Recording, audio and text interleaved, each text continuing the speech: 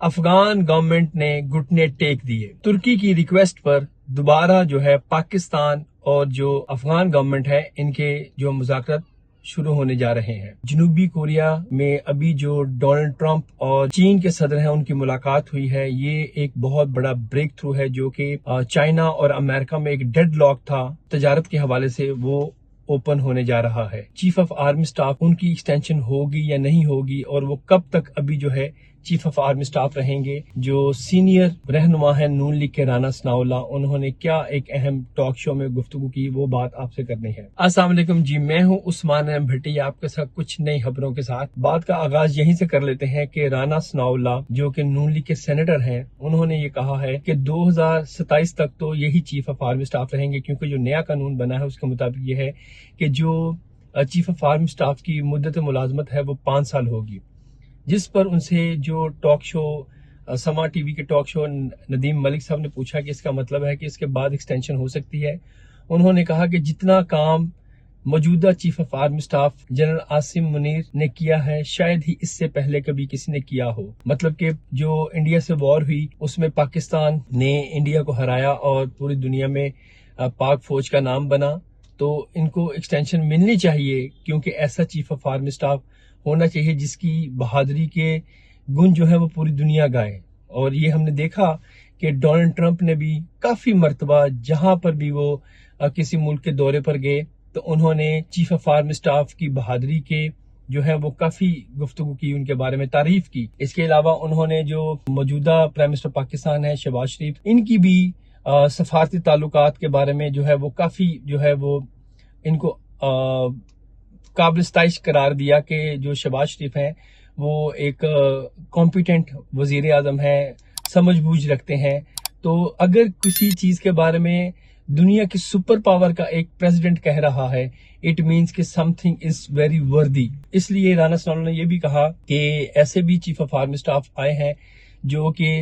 3 4 مرتبہ ایکسٹینشن لیتے رہے، تو ابھی تو ان کا جو قانون کے مطابق جو ہے وہ 2027 تک جو جنرل عاصم منیر ہیں ان کی دورے جو مدت ہے وہ بنتی ہے۔ تو دوسری بات آپ سے یہ شیئر کرنی ہے کہ جو اس وقت چین اور امریکہ کے تعلقات بحال ہوئے ہیں، ہم سمجھتے ہیں کہ پاکستان یہ سمجھتا ہے کہ چین جو ہے وہ پاکستان کے ساتھ ہر مشکل میں کھڑا ہوتا ہے۔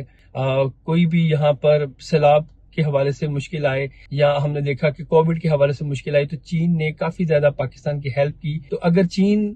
معاشی طور پہ مضبوط ہوگا تو اٹ مینس کہ پاکستان بھی معاشی طور پہ مضبوط ہوگا۔ ایشیا میں جو ہے ہمیشہ چین نے جو ہے وہ پاکستان کی ہیلپ کی ہر لحاظ سے۔ ابھی دیکھا کہ جب بھارت نے پاکستان پر پروپیگنڈا کر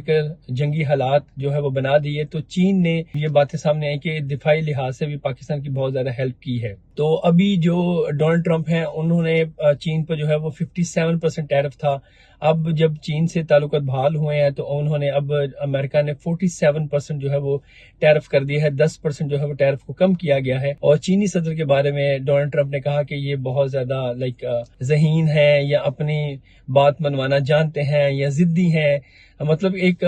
لائٹر موڈ میں یہ والی چیزیں بات کہیں۔ تو یہ ہے کہ چین کے ساتھ امریکہ کے تعلقات بحال ہو گئے ہیں اور آہستہ آہستہ جو چین کی پروڈکٹس پر ٹیرف زیادہ تھا وہ امریکہ جو ہے وہ کم کرتا جائے گا۔